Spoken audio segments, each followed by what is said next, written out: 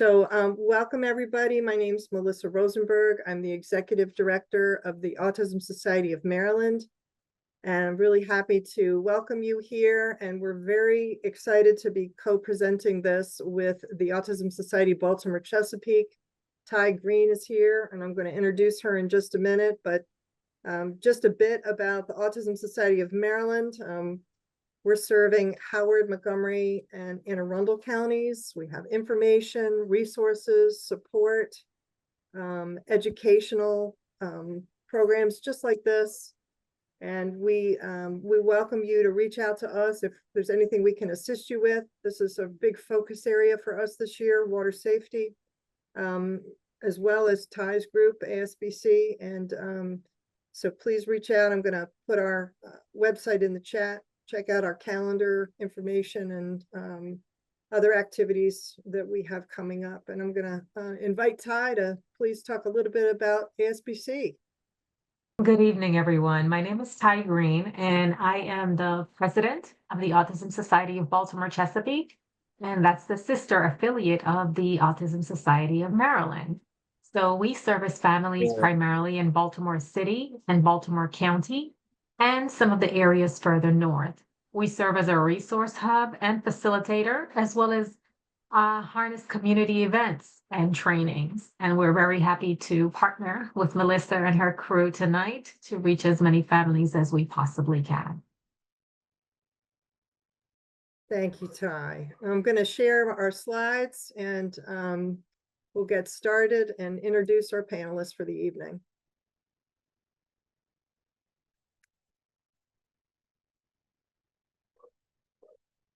Okay, can everybody see that? We're good?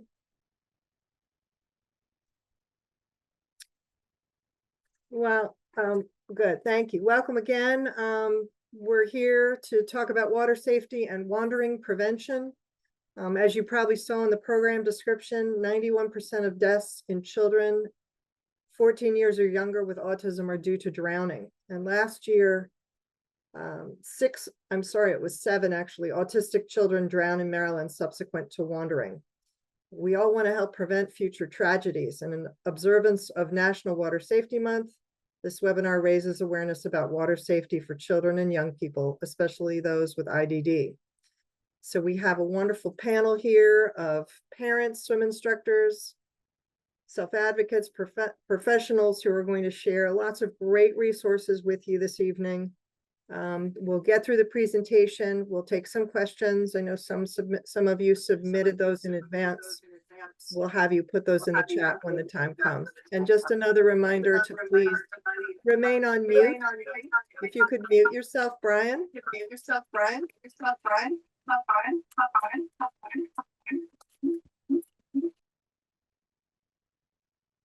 Before we introduce the panelists, I did want to take just a moment to celebrate the passage of ACE's law. This was signed by Governor Moore very recently, and ACE's law requires schools in Maryland to promptly, and that's the same day, notify parents when their child elopes or attempts to elope. For families of children who are nonverbal, autistic, or who have other developmental disabilities, this can be literally life-saving.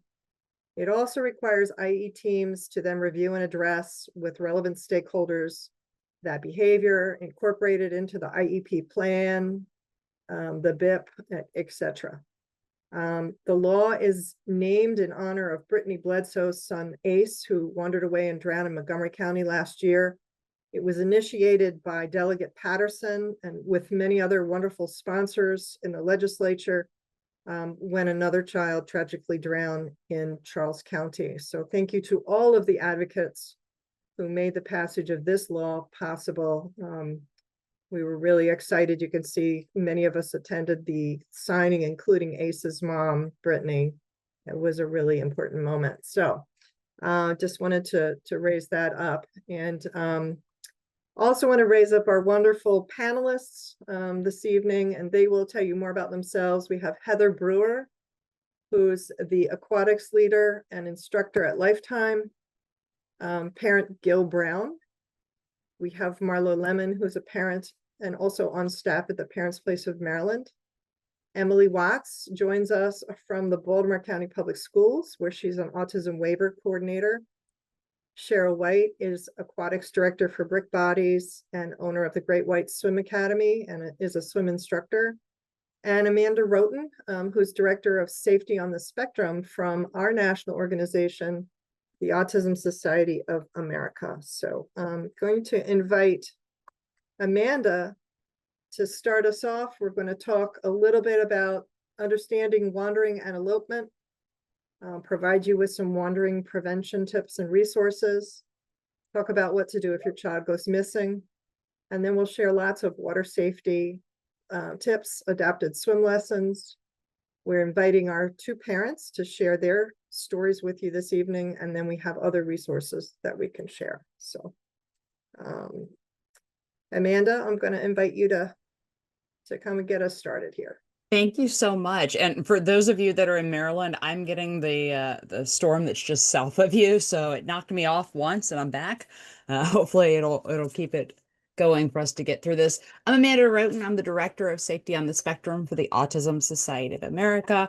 I am also somebody that's at the center of this conversation because I'm on the spectrum myself, and going back through kind of things that my parents missed when I was getting diagnosed, wandering was something that happened in there. And it's, you know, hindsight's 2020 to go back and look at that.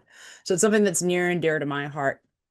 And I love going around talking to people about this particular initiative. We serve as the lead training and technical assistance provider for the Bureau of Justice Assistance Kevin and Avante grant, which is a wonderful grant that provides locative tech or preventative programming to assist individuals with autism, Alzheimer's, or intellectual disabilities, and to prevent water and wandering related deaths. And it's critically important because, as you can see by the statistic on your screen, 71% of wandering deaths are due to drowning.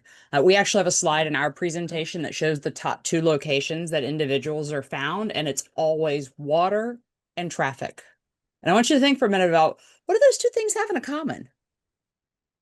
Sensory input, right? You know, if you've ever been on the side of the road when traffic's breezing by, you can get that feeling of your vehicle shaking. The same thing with water. It moves with us in every plane. We're going to talk a little bit about why it's so enticing tonight. But when we look at where individuals are found when they wander, water is the top location, followed by traffic, and it's the 2 most deadly locations. We had 7 children in Maryland wander and drown in 2024, and I've talked to many of our affiliates around the country, and unfortunately, those drowning statistics are right on track with where they were last year, and we're just now getting to summer where people are getting outside and getting exposed to water more. There's a headline on your screen as well. Adorable boy, 5 meets terrible end after a security camera caught him skipping away from his Maryland home. I wish this was an isolated incident, but it's not. We see these headlines all the time, and it's really easy to become complacent with them. But it's important to remember that behind each one of them is a story, and there's also an opportunity for us to create supports and interventions, and that's what we want to talk about this evening. Next slide, please. So there's a lot of statistics on your screen, and you can take a look at them while I'm talking. I want to hit the first one because it's the one that knocks me on my feet every time, or knocks me off my feet every time. Individuals with autism are 160 times more likely to drown than their neurotypical peers. Now look at the next statistic behind it, 4 times. You know, we're used to seeing numbers extrapolated out 5, 10, 15 times more, but think about that first bullet. Individuals with autism are 160 times more likely than their neurotypical peers to drown. This is a critical problem in our community, and it's something that we absolutely need to address, and that's why we're here this evening. In addition to that, you can see on the third bullet, everybody thinks that, oh, you know, it's never going to happen to me. But the reality is most of these wandering incidents occur under the best supervision, under the most normal of circumstances, because as you're going to hear tonight, wandering is often a form of communication. It's an I want, I have, I need, I don't need. And until we solve that communication issue, all of the things that we do to keep our loved ones safe can still be circumvented by somebody that's looking to establish that communication need. 49% of children with autism attempt to elope at least once after age 4, and 50% of parents report receiving no guidance or preventing or addressing elopement. I was at a conference one time. It was International Association of Chiefs of Police conference in San Diego one year. There's like 17,000 police chiefs there. So we're just tons of people coming by, and this dad that was an employee at an embassy came by and he talked to me and he told me that he had two adult autistic girls and he could never understand why they were so fascinated with traffic and why they would constantly wander away from the house and go down to the traffic and stand at the end of the road with their arms out like this. And at the time we were at our table and we had those fidget spinners, you know, that you can put on your hands for the proprioception. And we took that on there and we explained to him that sensory feedback. And he welled up with tears in that moment. And I'll just never forget having this conversation with him, because in 18 years of being a parent, nobody told him his children were likely to wander and they would continue to do it to meet their needs. And he was witnessing it all of the time, but he had no idea what was going on. And he certainly knew traffic was dangerous, but he didn't quite get how dangerous it was. And it all clicked in that moment. And that's a parent that felt like he was on top of everything, much like many of the parents that we might have on our call tonight. So when we look at that, we're seeing a critical gap in getting this information out and preventing these wandering incidents. One of the critical things you're going to find is that just raising the level of awareness and the comfortability of having the conversation is so critically important, because most parents are not getting that information as part of their normal pediatric care. Next slide, please. All right, so we're going to talk a little bit about understanding why this happens. You heard me mention it was a communication need, right? We'll talk a little bit about that tonight. Individuals with autism or any other developmental disabilities, as well as Alzheimer's, that's a part of our grant as well, are at an increased wandering away from safe or supervised locations. I mentioned that I'm the lead training and technical assistance provider for the Kevin and Avante grant. Both of those individuals that grant was named for wandered from safe, supervised locations, their home and their school. It's common for individuals with autism to seek out water because of the sensory input that water provides. It's almost like a weighted blanket to us. It reflects light. It moves with us and against us in every plane, so we can kind of feel that tactile feedback when we're in the water. It also can drown out sound. Next slide, please.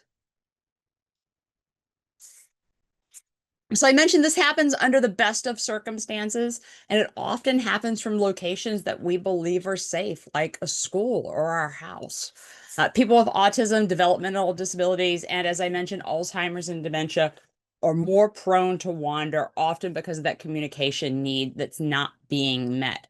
So we often tell, especially when we work with our law enforcement agencies, if you're going back to a house repeatedly for the same call over and over again, that's a wandering incident, one of the things that we want to train them on is you're likely going because there's some communication need that's not being met. I want, I need, I don't want, I don't need. And that includes that individual's own personal safety as well as things that they might need to feel safe.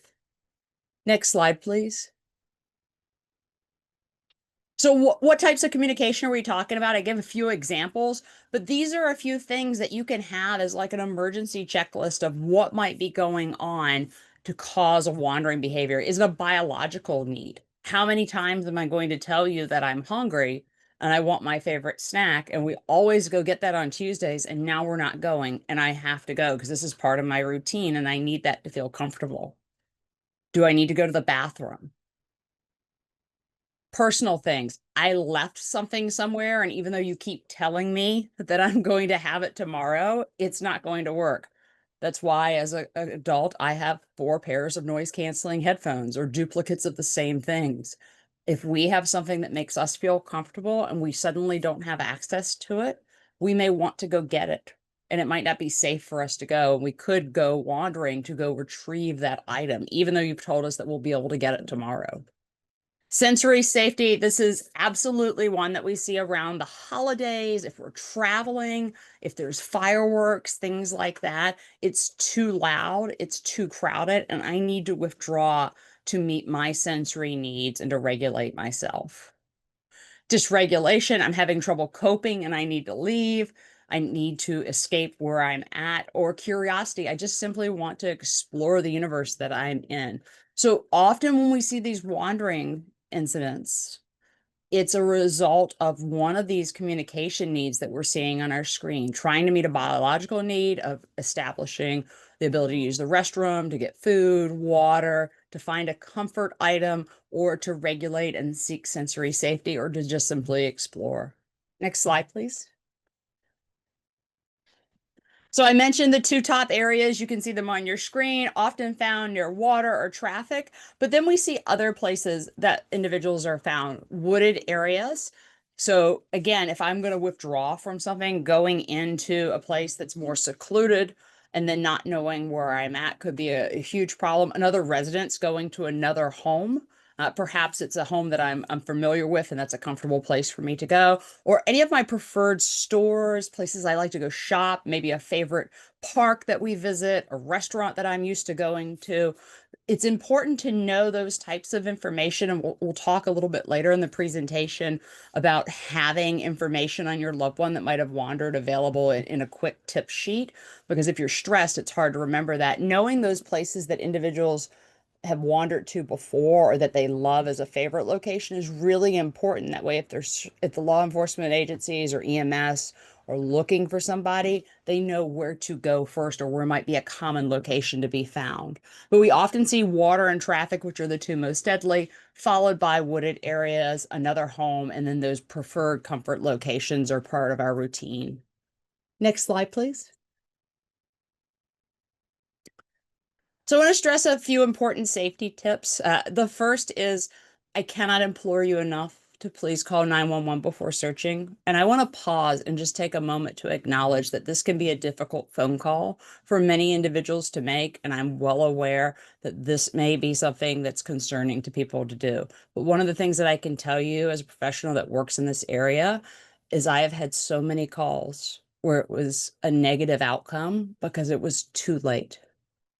The longer somebody is missing, the less likely the recovery is going to be successful and a good outcome. So please know that calling 911 first is your best option to help find your loved one if they're missing. If you find them 5 minutes later, that's fine. That's a perfectly acceptable outcome. And I know it can be scary, but please call 911 first before searching. That way you can establish communication with first responders that can help find your loved one in a timely manner. Make sure that if you are calling 911, that you share your individual's diagnosis with the dispatcher.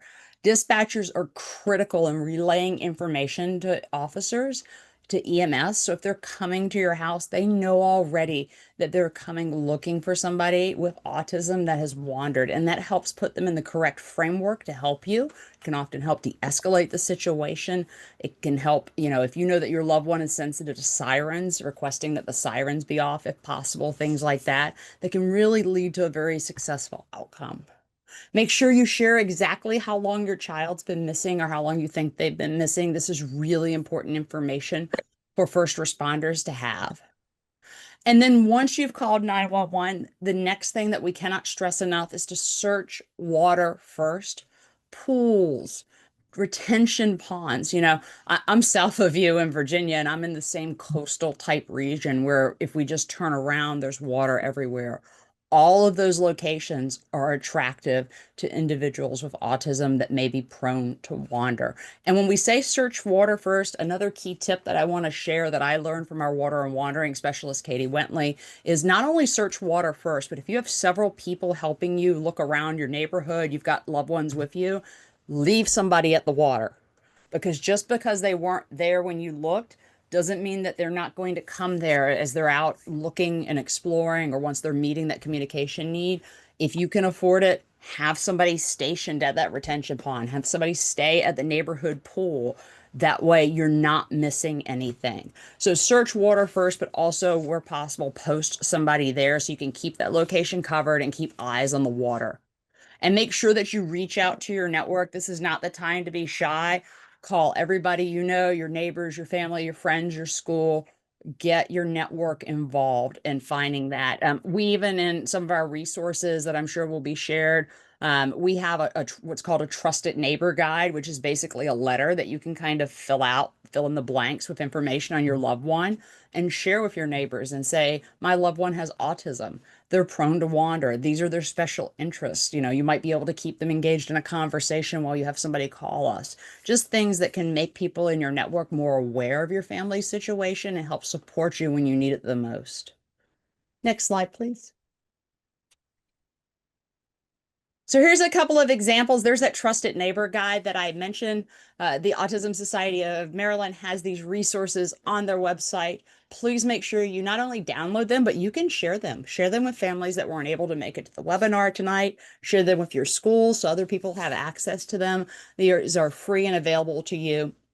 As I mentioned, there's that trusted neighbor guide that basically explains to your neighbor a little bit about autism, a little bit about why wandering can happen and how they can be a part of helping your family if this crisis occurs. An IEP and letter to the educators at school. Again, another one of those fill in the blank letters that you can customize for your family to serve your school. Think back to that statistic that I showed you earlier about parents not reporting that they weren't getting that support about wandering. We can't expect that our schools know this, even though we hope that they do. One of the things that we can do is provide them with information on our loved ones so that they're aware of wandering and can be part of that support network. Excuse me one second. And then this last one, the emergency identification sheet.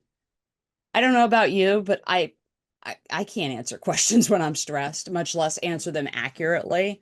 If your loved one is missing, that's not the time for you to have to think about all of the important things you need to know. You want to have that information at your fingertips so that you can hand it off and that information can get disseminated as quickly as possible. My husband's a career police officer. He's been a cop for about 17 years and he handles the camera networks in our city. And I've often heard him on the phone with those phone calls of, I need a photo, I need, height, weight, etc. Knowing what I do for a living and hearing the back end of that conversation, it is excruciating to watch an hour or two pass waiting for a photograph to get updated or waiting to get height and weight information because somebody was staying with a relative and they didn't quite know all of that. This emergency identification sheet is another free document from the Autism Society of Maryland that you can download, fill in the blank, have a recent photo, save on your phone, or have printed out of the refrigerator. And then when something happens, if it does happen, you have it right there and you can hand it off. And you can see on this document, it's got all sorts of information. So for instance, if your family has a code word that's important to them, that could be on here if you choose to put it on there. If your loved one has a special interest that you know makes them happy and they will talk about it at length so you can de-escalate and calm them and make them feel safe, that's an important thing to put on this sheet. And we want you to have access to all of that information to hand it off to individuals that can help you, and it's available on that document. Next slide, please. And then I can't stress this enough. And this is part of what I meant when I said, don't be afraid to call 911. Please don't. I know it's difficult and I know there's many reasons to be afraid. But the most important thing is that you're not ashamed that your loved one wandered. And let me say that again. Please don't be ashamed that your loved one wandered. Think back to what I just told you. This happens under the best of situations, and it is an unmet communication need. It has nothing to do with if you're a good parent or a good brother or sister or caregiver. It has everything to do with your loved ones just trying to communicate with you and get their needs met. So there's nothing to be ashamed about when your loved one wanders. I know it hurts and I know it's scary and I know it makes you feel bad, but it's not your fault. It is an unmet communication need, and we're still learning how to meet those communication needs. And finally, get as much help as soon as possible as you can. Again, activate that network, call 911. Seconds matter. You'll see from the Autism Society of America at the end of May, early June, we will be sharing our free community awareness campaign under Kevin and Vonde, which is drowning prevention. The idea behind that is going to be it takes 2 seconds for somebody to wander. It takes 2 inches of water for someone to drown. So seconds count. They really do.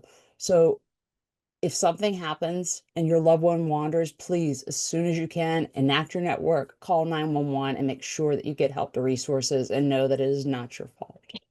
Next slide, please.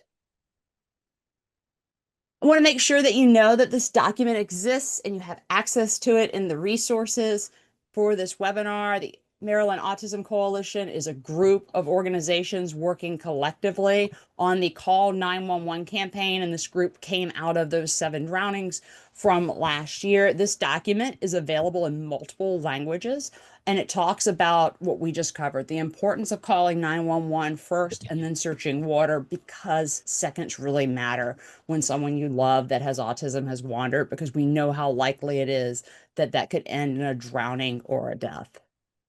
Next slide, please. So this is covered in some of those documents that I showed you, but I want to make sure I highlight some other things that you want to consider if your loved one has wandered or somebody that you know has wandered.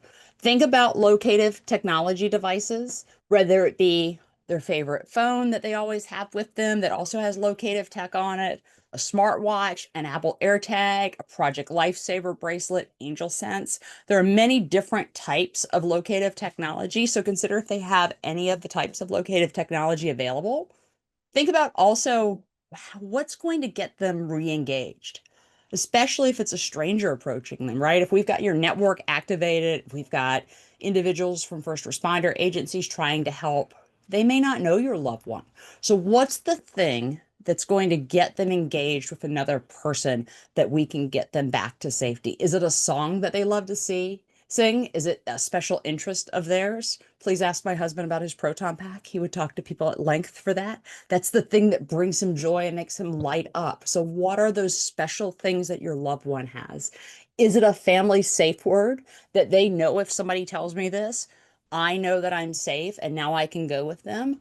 And do they respond to their name or a nickname? Those are really critical pieces of information that could make or break having that loved one back in safety on a search. So we want to make sure that we know that and we make those helping us aware of it. We saw that on that form also. Where does this person like to go? That can save so much time on a search. If you know that they have a routine that involves favorite places or routine activities on a certain day, this is important information to share. Don't worry about sharing too much information or, oh, they might not be there. If you think it's important, it's absolutely something that we want shared. So if the missing person likes to go to a certain place or has a certain routine, that's great information to share. And do they have any other medical conditions, especially if that involves taking medication? So, we know in the autism community, having comorbidities, I like to say it's like having Pokemon, you have to collect them all. So we may have seizures, we may have all sorts of different comorbidities like allergies that are really important, and they could involve medications that have to be taken at a certain time or a certain way. If that doesn't happen, that person can be at a much more extreme risk than they were before. So if there's any other medical conditions going on or comorbidities, make sure that they know that. Perhaps they have a hearing impairment or a vision impairment. Perhaps English is not their first language. Anything else that's going on with them that could be relevant, make sure that you share it, especially if it's a medical condition and one that involves medication. Next slide, please. Other things to think about, just as good as the things that make them happy, what's not going to work? So for instance, if law enforcement is searching and your loved one is afraid of law enforcement or lights and sirens or overstimulating, you want to make sure you're sharing that information so we're not derailing a search by having those lights and sirens on. And nothing is worse than meeting a first responder on the worst day of your life when you're stressed and scared. It's a lot easier when you have a level of comfort. Get to know your local law enforcement community before an emergency. Many times they have tons of free family events going on that they would love for people to come to. Those are great opportunities, but you can also literally just pick up the phone to your local law enforcement agency, to your precinct, and say, hi, I'm a parent with a loved one with autism. Could we come down and just say hello and get to know the police department and what would happen if my loved one wandered? They would be more than happy to assist you with that. It's always easier if you kind of know things behind the scenes before they happen. And then if your loved one does go missing, you'll know how to approach them and share that information sheet with them. And you can provide that ahead of time. Some departments have programs. They're often called different things. They might be a registry database where you're able to provide information on your family. So if they see your address come up, they have that. Or if you have a loved one with autism, they may have access to a registry that you can use. We do remind people that we always want that to be done with informed consent and be the least restrictive method. But many times law enforcement has different programs available in your local community. That way, if your loved one goes missing, they already have the information and that can help in the search. Next slide, please. So a couple of things that we can do proactively beyond communication just to provide another level of support is to look around our home and the places that we frequent and try to secure that area. This provides an additional layer of security. You heard me talk about how we're going to be kicking off an It Takes Two campaign. So 2 inches of water, 2 seconds. Another thing is 2 layers of protection. So while your family may have a safety plan or you may have communication norms, installing door alarms or pool fences and extra things can provide that second layer of security. So let's go through a couple of these. The first is having sort of door alarm, whether it be connected to our home security system or a static alarm that just simply makes a beep when the door opens. This can be a fantastic way to kind of know what's going on in your house and be aware of that. And I've actually even seen these door alarms that are just static buzzers at Dollar Tree and Dollar General. So we're not talking large amounts of money to install something like that. I will also say the door alarms and things like that that are connected to geofences are often good too because they can send alerts to a phone.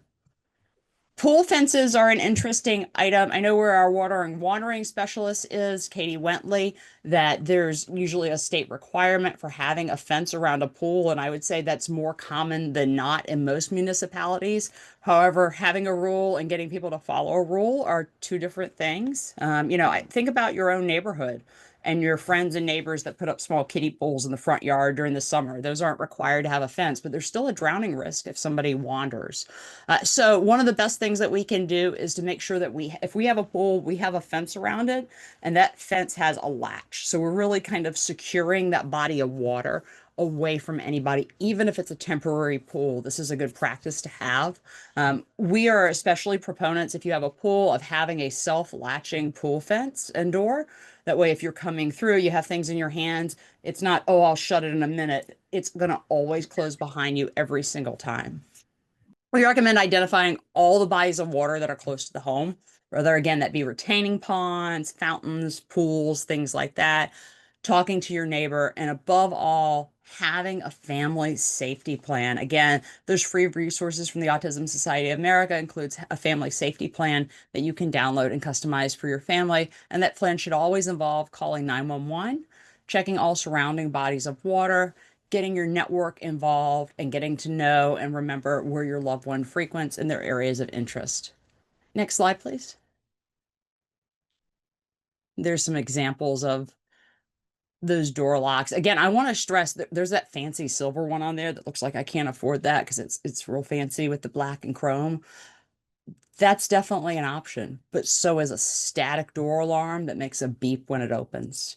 And if you can't afford that, other things that you can do include visual supports like having a stop sign on the door.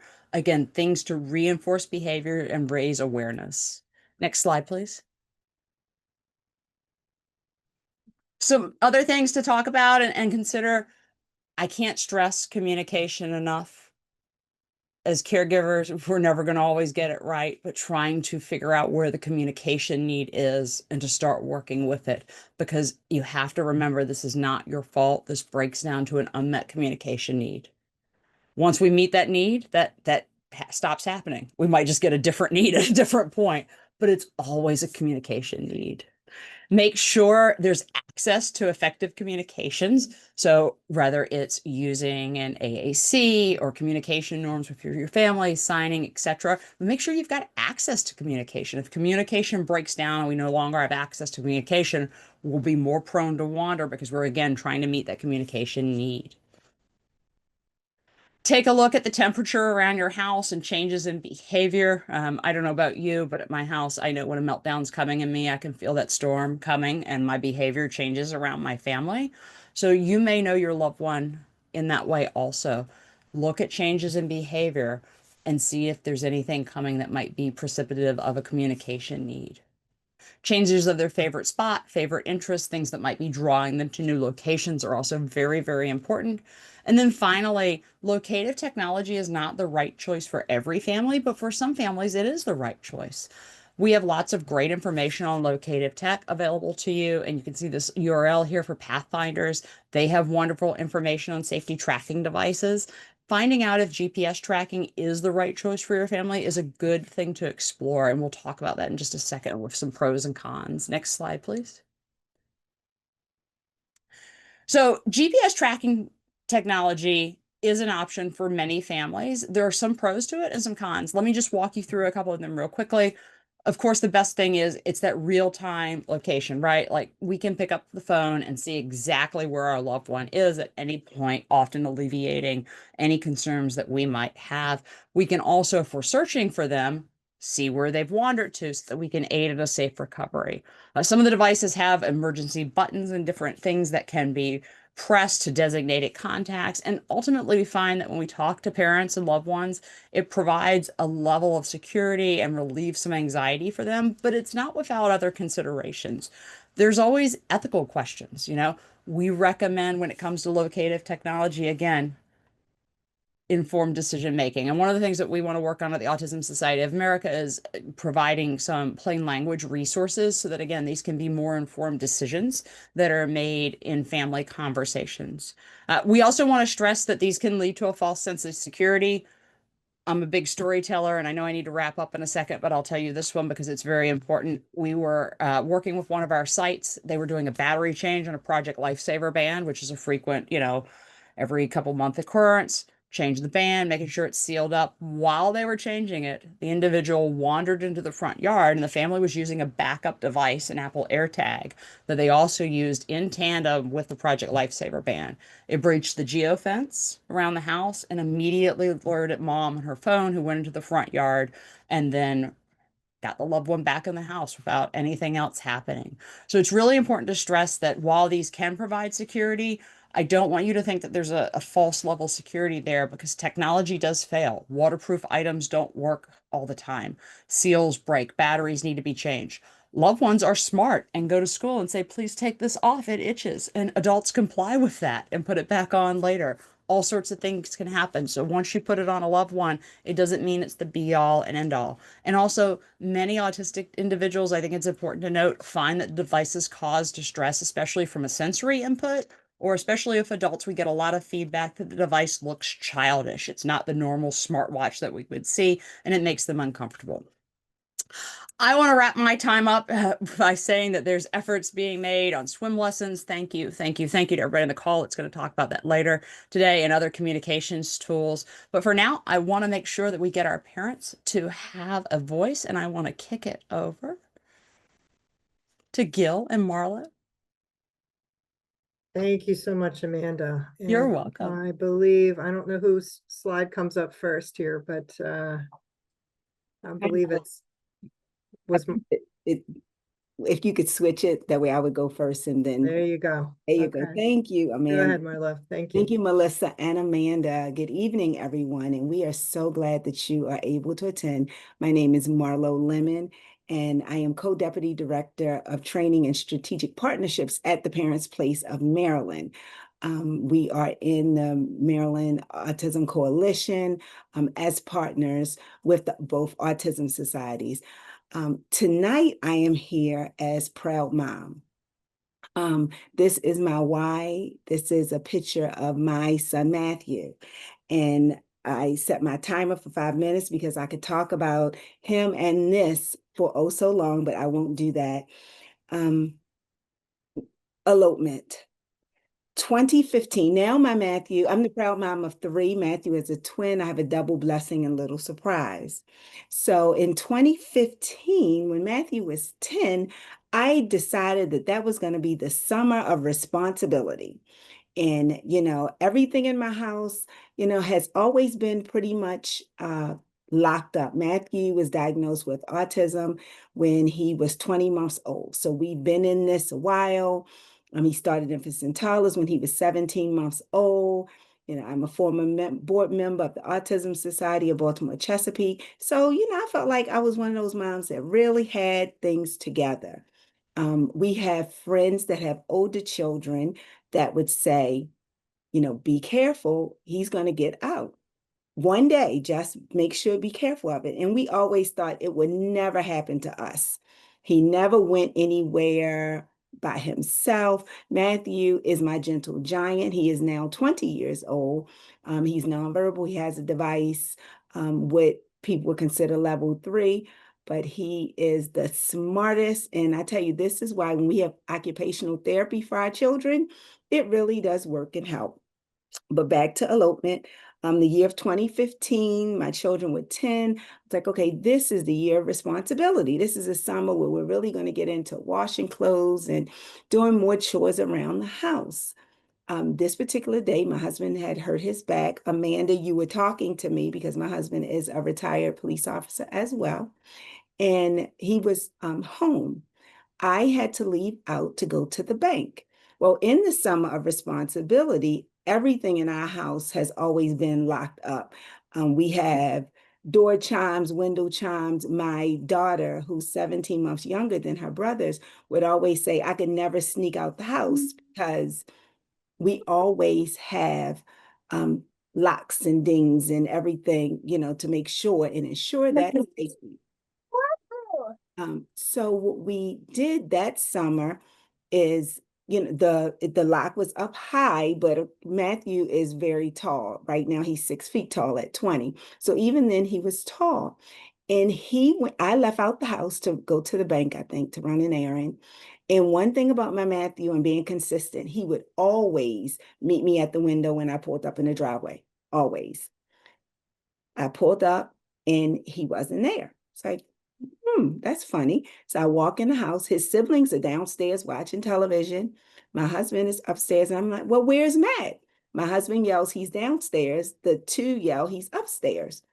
So, of course, we start running. Matt, where's Matthew? When I pulled up in the driveway, he is so smart. He had closed the gate back. So I didn't realize that he was out of the house. Now, we have a privacy fence because my next door neighbors, right after he got diagnosed, they got an in-ground pool, which is great, but we had to get a privacy first big autism expense. Totally another story, but we got privacy fence up, and so that's when we realized he wasn't in the house.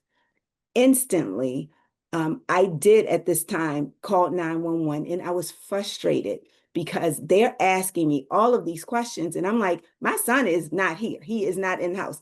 And I remember saying, because they're like, you can come to the house, but I will not be here because I jumped over the fence looking under the neighbor's, pool just to make sure he hadn't gotten there. It was the longest 47 minutes of my life. I'll say that. So I'm on the phone trying to be calm. My husband jumps in the car without ID, anything. He's riding around to the different lakes because we did know, and we started Matthew in swimming lessons early.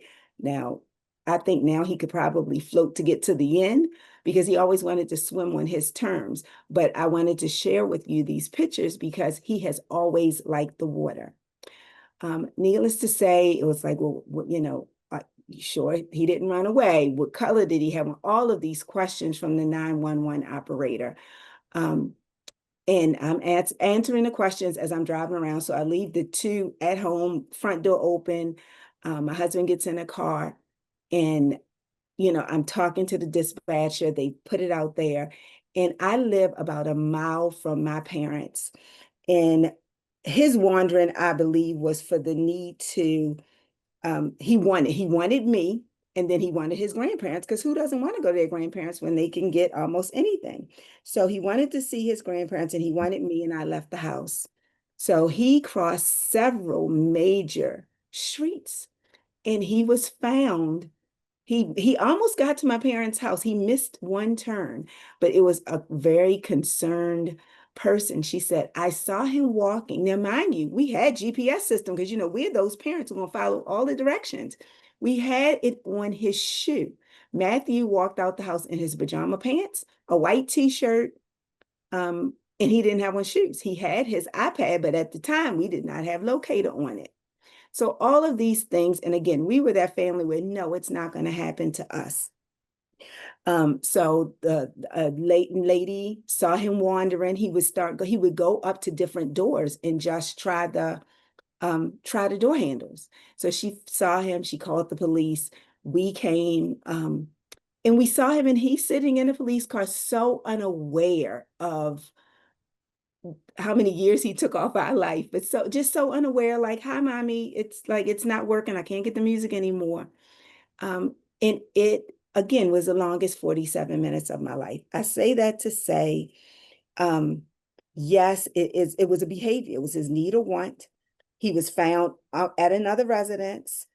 The next day, I downloaded, at the time, I knew that Pathfinders for Autism had a safety kit. They have a sample letter. We had a field trip the next day. I filled out the letter, you know, went up and down the street, shared it with my neighbors, said that, you know, he had autism. I put his picture on it. I put our contact information on it. Let the police know we have a person in the house with autism. I probably need to do it like now because I did it then, but just now as he's older. But so many things I wish I would have done. The guilt was there, but you know, I've learned we just always have to be careful. He is so quick. And that's what he wanted. He saw no danger in let me walk out the house without shoes, socks on, and just walk to my grandmother's house. So the next day we notified the police.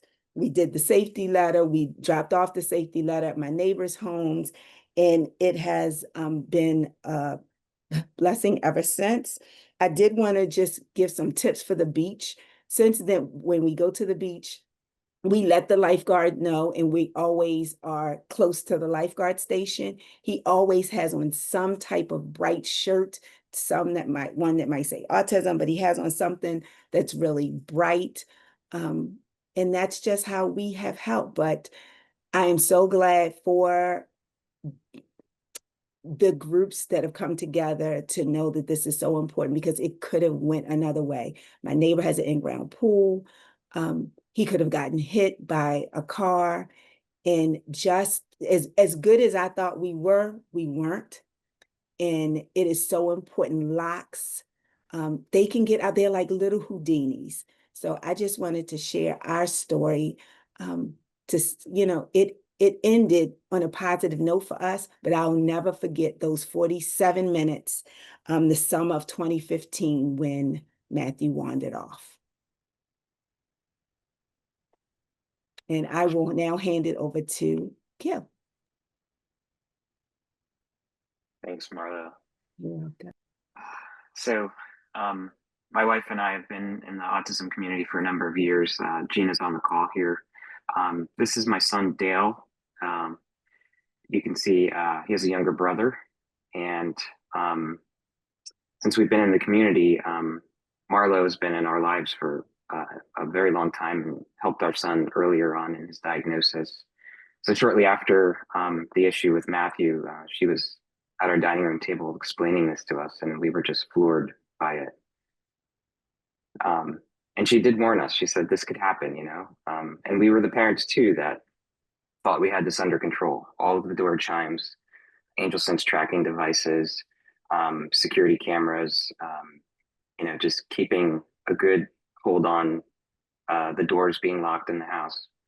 But 6 years after Marlo's incident, we had our incident with Dale.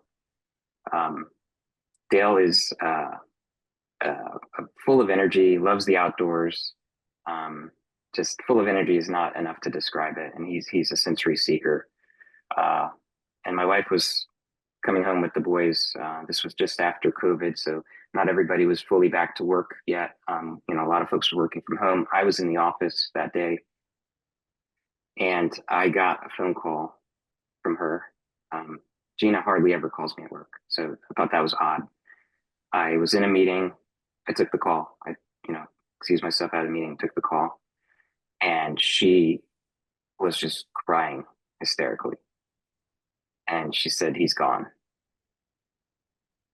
And that's about all she could really say because she was crying so much. I felt helpless being, about 35 minutes away from home. Uh, so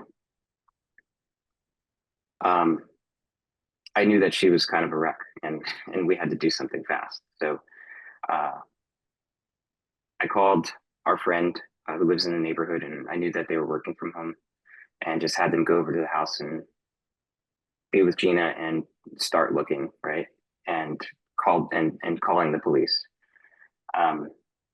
Our community network, our neighbors, really helped us, especially in that. With 35 minutes seemed like an eternity of time for me to get back home.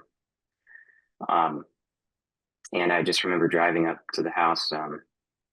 We have about 700 acres of woods behind our house. We hike back there all the time. There's streams back there. And there's a neighborhood pool nearby. So our internal search crew, before the police could arrive, consisting of neighbors and friends, started looking in those areas. By the time I got close to the house, I could see a helicopter in the sky. I knew that was for Dale. I got to the house and consoled Gina, and just kind of got into, I don't know how I did it, but I just got into a let's solve this problem mode, right? Like, where's Dale go? Where could he be? I realized that we probably had video of him leaving the house, so I searched the camera, and I did find an image of him, at the moment that he was kind of walking out. So I posted that on our Nextdoor app in the neighborhood, which is gets a lot of traffic, and just gave a description. I said he responds to Dale, he's nonverbal, and our neighbor took our son and took care of Gina and just kind of held him back home, because the police did want somebody to stay at the house in case Dale returned home. That's a hard thing to do, is stay at the house. So, she wanted to come and help and search for him, but I went in the police car and started searching with one of the officers. We had about 3 different police precincts supporting this search. They asked us for maybe some fresh clothing from Dale so they could give it to the search dogs. This was just becoming extremely real for us. Definitely the most terrifying day of our lives. One of our friends called my cell phone and said, we found his Crocs at the riverbed. There's a stream in the woods by the house that he really likes to play in, supervised, but his Crocs were right at the bed of that stream. So obviously that was hard information to get. It was the search was going on. The search lasted for over 3 hours. About 2 hours into it, I'm starting to think about the sunlight that we're starting to lose, and what happens if it starts to get dark, right? Hiking through the woods with the police, driving off road on the fire roads in the backwoods with the police, just trying to locate different areas. Something made me say, let me check the Nextdoor app and see if anybody's responded to this. I'm scrolling through, lots of people giving their condolences and best wishes to us. And one person said, I see him on this street. I think I see him. He's right here. So they sent all the units that way. We got back into the car and went over there. Dale was found in a woman's home on her bed watching television. He had gotten into her home.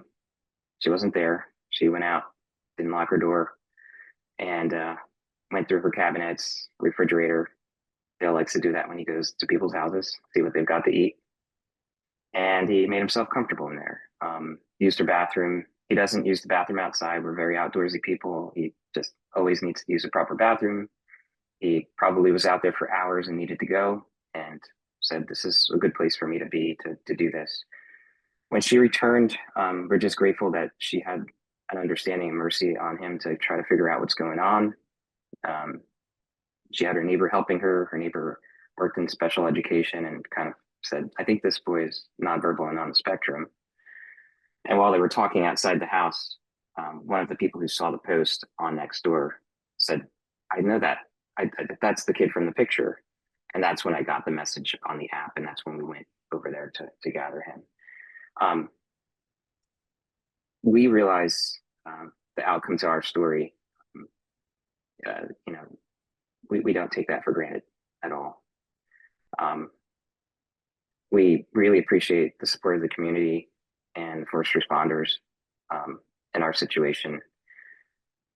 Once we got ourselves together that weekend, we went over to the precinct, had lunch with the officers, you know, brought some Subway subs over. Dale got to meet them. We filled out an updated form that you've seen in the beginning of this seminar with Dale's information, and took a picture with Dale so that they had it right there at that precinct. But you know, the messaging in this seminar is definitely spot on. I think, you know, the preparation needed for this, we are definitely, you know, we think we're on top of it, but like Marlo said, they are Houdinis and opportunists, and they're smarter than we think, right? And they look for these opportunities. So since then, I'll just wrap it up that we've, you know, that ride in the police car with Dale back home, I never saw so much guilt on him. He really looked defeated. He understood what he did was wrong. He could see the amount of resources that were put out for him. And, you know, he's nonverbal, but his receptive language is great. So we explained to him, you know, this is unacceptable. If you do want to go out for a walk, you know, let's talk about that, right?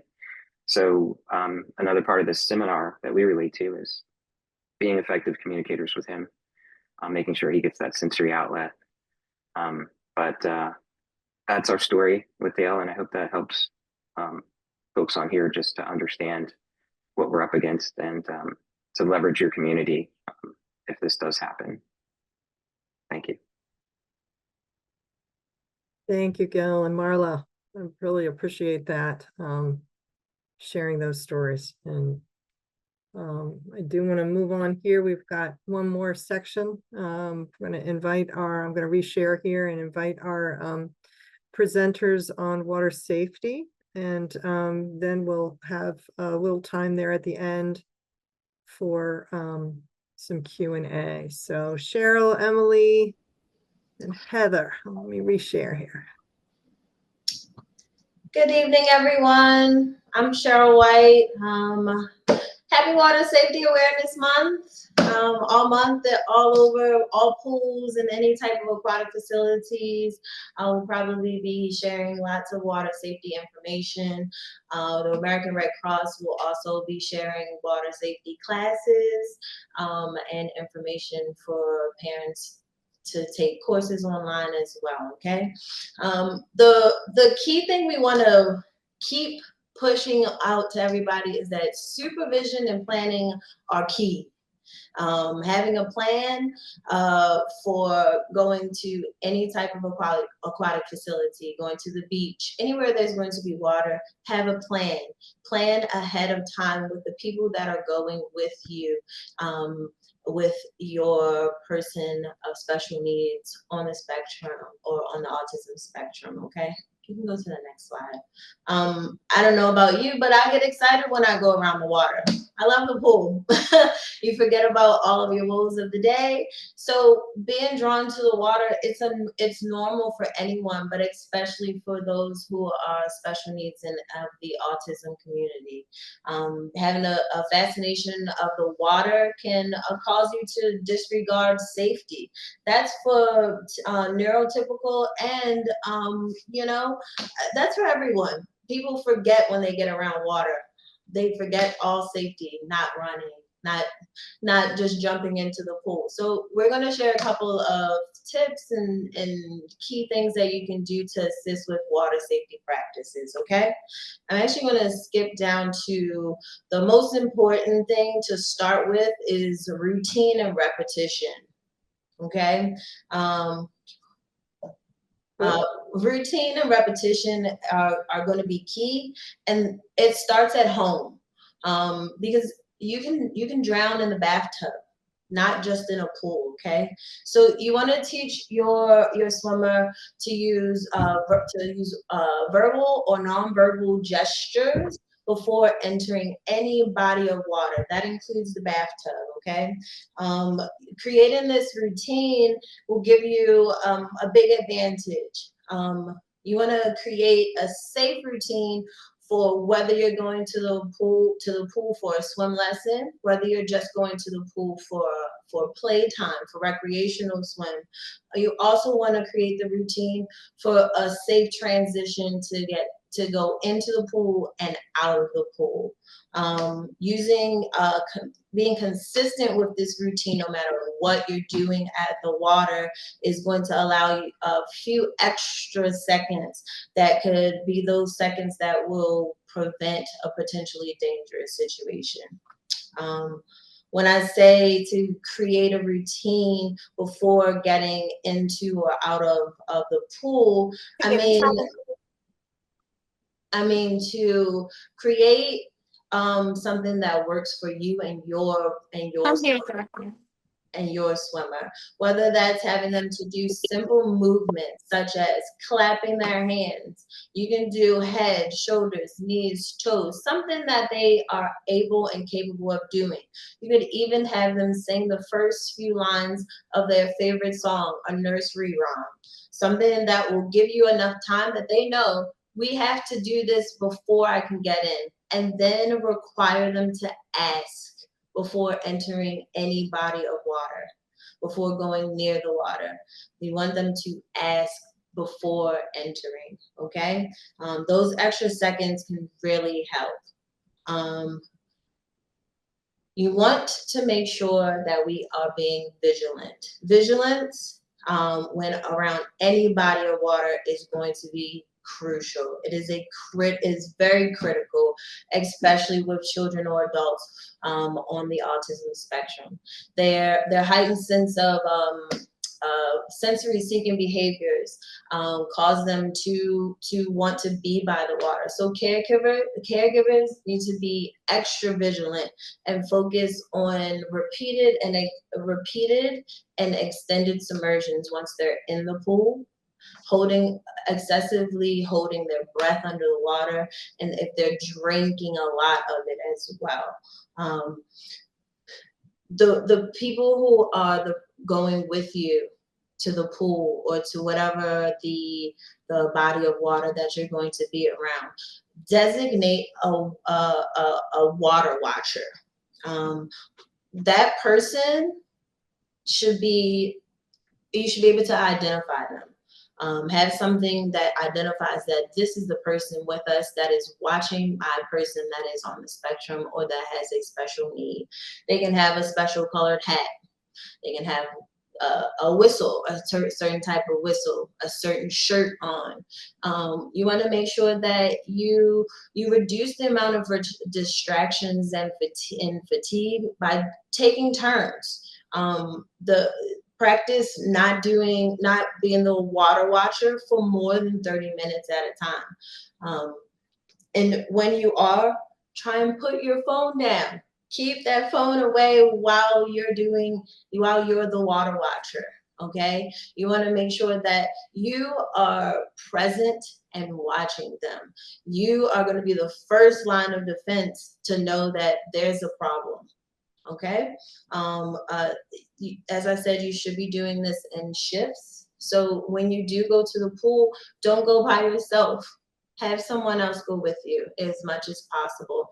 And if you are going by yourself and you're the only one that's going to be watching your swimmer, that means every 30 minutes, let's take a break from the pool so that you have a time to not have to be just watching the water. Okay. Next slide. One more.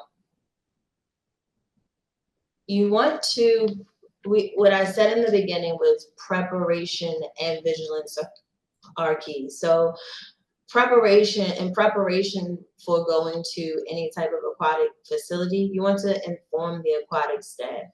An aquatic staff, there's plenty of people that work at pools, at the beach, Maybe not at the lake, but there has to be someone that's in charge of it. So you want to find the aquatics director, the lifeguards, the gym manager. You want to find who is in charge of those spaces and introduce yourself and your child to them. Explain how they can best interact with your swimmer when they do come to the pool, okay? Maybe even give a photo of the child so that any lifeguards that may not be there when you do come for a visit or you do come to introduce yourself to the aquatic staff will know that when this family comes, this is how we communicate with them. We should expect these type of behaviors from them. If your child has a physical limitation, and they'll need a pool chairlift, you absolutely want to call the pool ahead of time. You want to make sure that pool has a chairlift. Now they're all supposed to have one. It is a regulation, but sometimes the battery might not have been charged. So you want to give them at least an hour to 2 hours notice if you're planning a visit to their facility, so that they can have that charged and they can let you know whether the pool that your child will be getting into has a chair. Sometimes the chair is not mobile; it's only designated for a lap pool. I know at Brick Bodies we have 2 chair lifts. There's one for the lap pool, one for the therapy pool, but some places only have one. So you want to know if they have the equipment that's necessary for your swimmer. So call ahead of time.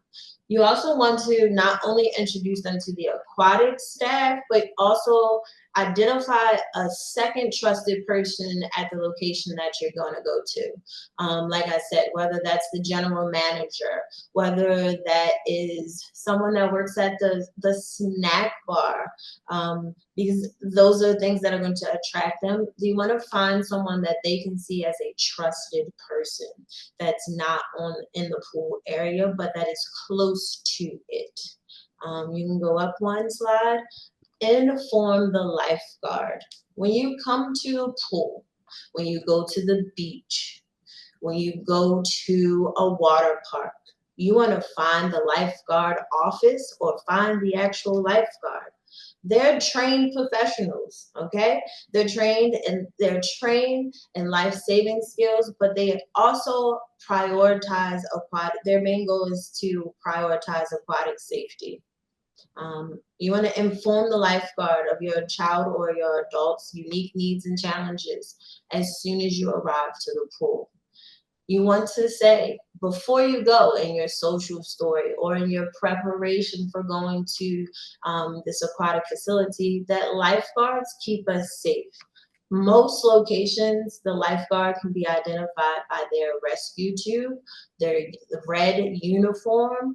It's either red and white, blue and white, but the rescue tubes are normally orange or Turn it red. off.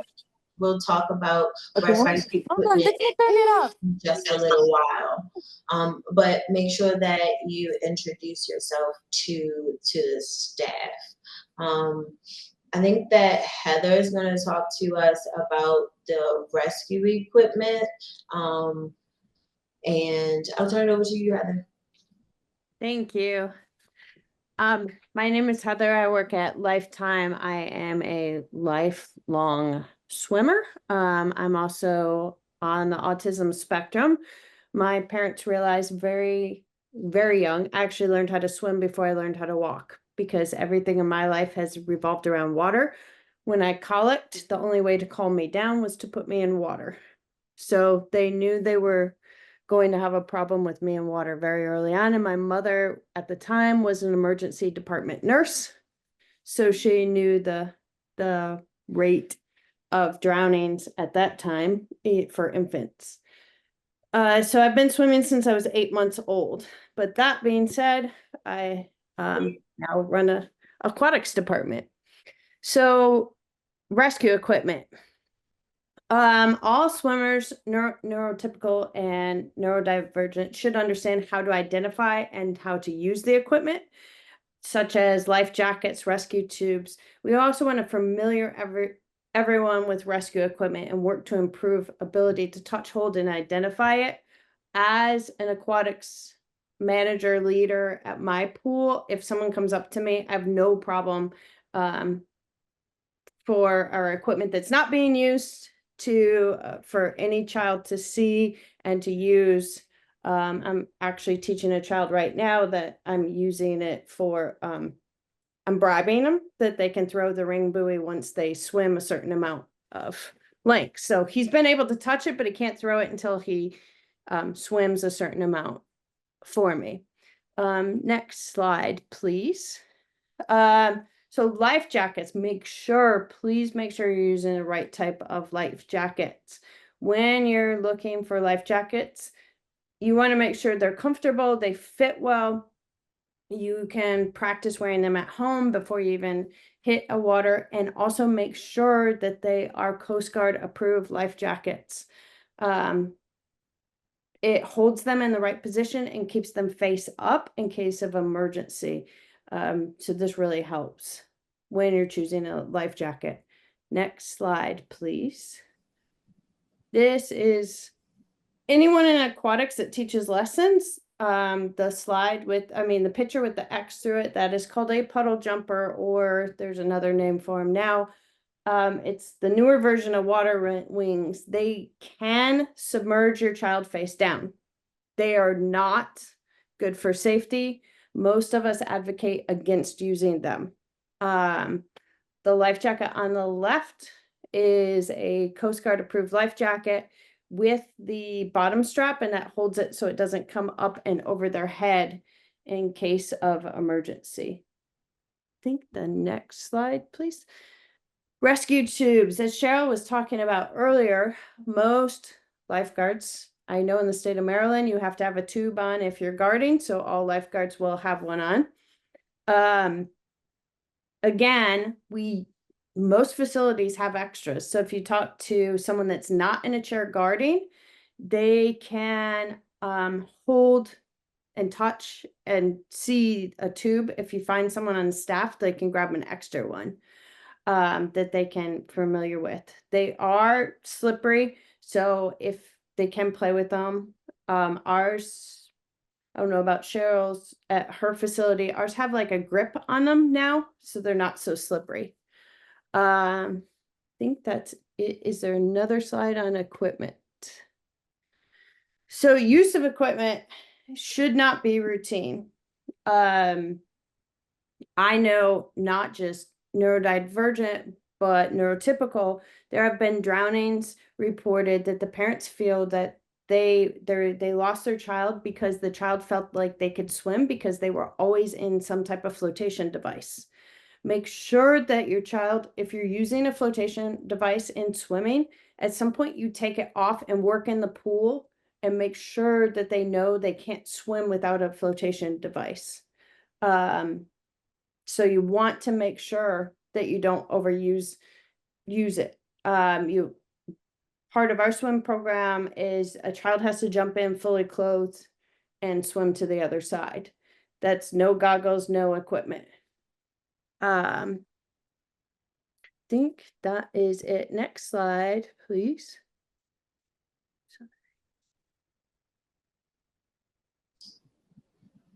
I'll do the wall. We always want to teach the wall as a safe place. You want them to hold onto it.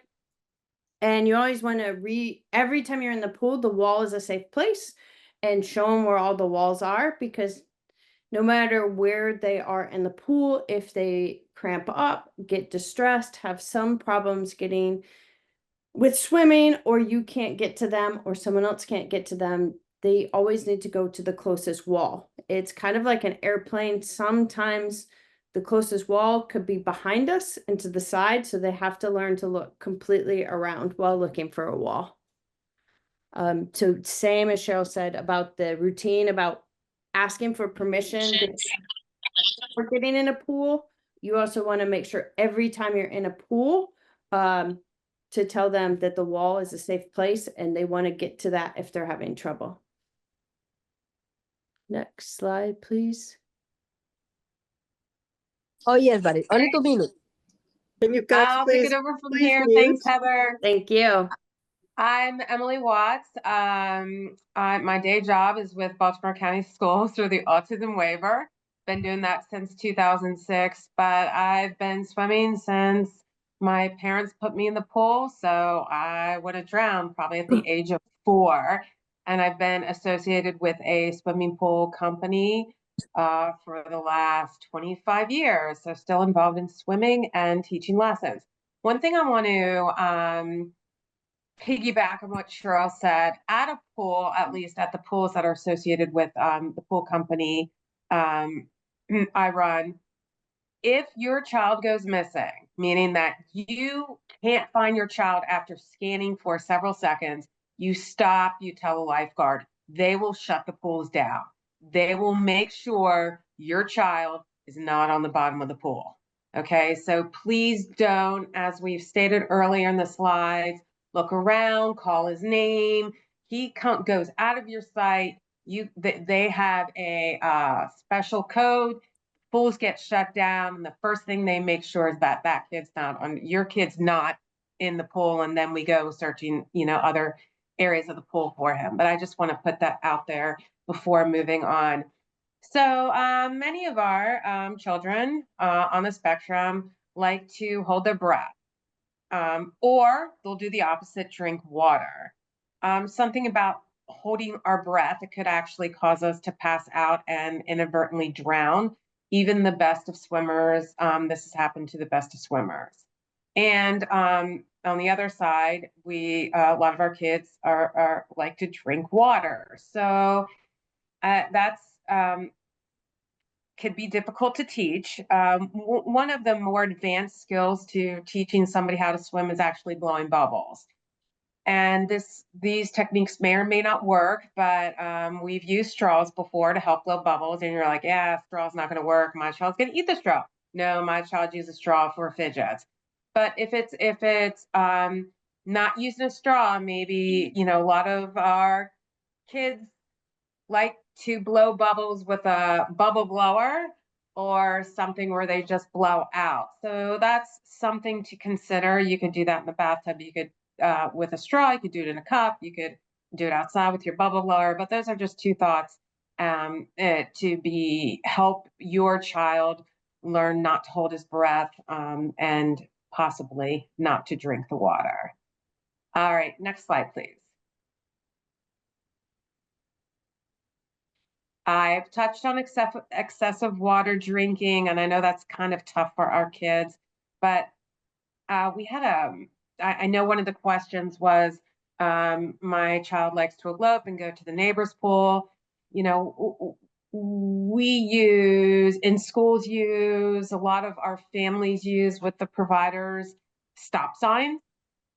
Red is stop, not, so that's maybe something associated, a way you could teach not drinking water is using a big red X or a stop sign.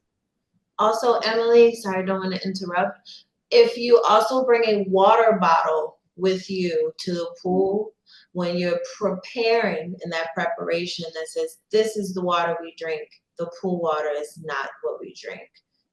To help distinguish. If they're constantly using the water bottle to drink the water, they'll then learn to ask for the water bottle when they want to drink water. It won't stop them from trying to drink the pool water, but at least you can have the instructor have the water bottle with them at the pool side and say, this is what we drink if you're thirsty. Thanks, Cheryl. Okay, next slide, please. We've touched on swimwear. Real important, bright swimwear is really helpful to locate your child or somebody else to locate your child. So consider that, especially now when Target and Walmart and has all those nice swimsuits and swim tops. Consider something bright. Next slide, please. Okay, somebody, I know there's a couple of questions in the chat box about teaching swim lessons for a child that's nonverbal. So, the group we have here, Heather, Cheryl, and I, we've been working together on developing a swim program for kids with autism. And yes, it would address those that are nonverbal, and that would be using picture cues, a good communication board. So it would help them understand what we want them to do, and it help them to communicate with us how they're feeling. So that's just sort of generally addressing how to teach a child with nonverbal. But again, that's a general question. We can become more specific. I could leave my name and number in the chat box at the end. If we don't have time, you can give me a call on that. I know some use sign language. We are all familiar with general signs, and the group of people training with this swim grant will be familiar with signs and with a communication board. Next slide. Okay, so, and here are some resources. This will be part of the slideshow. I've actually gone to some of them. They're really, really helpful if you ever have the chance. And Melissa, I'm going to pass it back to you. Sorry about the trigger finger on the slides here.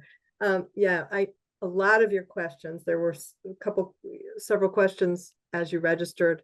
Most of them were about how can I access swim lessons, affordable swim lessons. So these are some great resources. We are going to share all of these with you. So on our safety page, the Maryland Autism Coalition, which is housed on the Pathfinder site, has lots of good resources. Pathfinders has resources through their provider database and some scholarships. Ty and I are working, we have some grant money. We're not quite ready to roll anything out, but we're hoping to have some scholarships to share with the communities soon as well. X-Minds has a great list if you're looking in Montgomery County. And please always check your county's therapeutic rec or aquatic centers and see what they might offer. As Emily mentioned, Emily, Heather, and Cheryl have been working really hard to create a training program so that we can get some more instructors out there trained to work with children, youth, and young adults with autism, and also some other swim centers ready to do the same. So we're really excited about that. So I know you guys have a few questions. I'm gonna stop sharing and turn it over to Ty, and she's gonna handle some questions and bring everything home for us. Thank you, Melissa, and thank you everyone who spoke this evening. Thank you all for being here this evening as we tackle a much overlooked topic that can have such devastating outcomes. As parents and caregivers, we harness a certain kind of superpower to kind of know what the wants and needs of our loved ones are, especially those who cannot advocate for themselves. But we have to remember that we are still human and they are still persistent. So the wandering occurs. So as you can imagine, there's a level of panic and fear that can come over you when something like this happens. I've known Marlo and Gil, and I knew when each of those incidents happened, I was present. Gil and his wife Gina are dear friends of ours, and Marlo has been in my life like a sister forever. And I remember I found out about their son, Gil and Gina's son, through the Nextdoor app. And I ran out my door and was looking in the neighborhood because I only live about 1.5 miles away from them. So I too was out there looking for him because of that app. So that's how I found out. And so all of these things are necessary, learning about the swimming and the techniques and the mechanisms and what we can do in the right now from Cheryl and Emily is extremely helpful. Being aware and vigilant and spreading the word, like what Amanda spoke about at the very beginning, is crucial. Many of us just don't know these things until it happens. We are human, right? So with the time that we have remaining, I'll open up the floor for any additional questions. I know I've had a couple of people direct message me and I've answered those questions. We had some questions specifically for swimming, so our instructors are here to help you with those questions and get you some answers. And we'll open up the floor for that. And then afterwards, we'll just give a great thank you and close it out for the evening. Feel free to unmute yourself if you have a question you'd like to ask.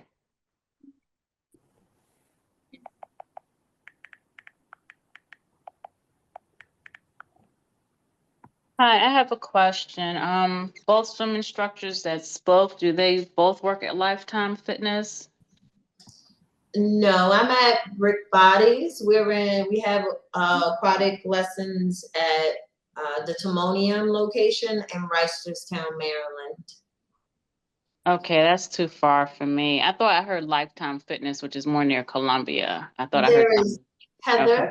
Yeah, I am at Lifetime Gaithersburg, and I actually live in Columbia, so I can help with Lifetime Columbia also.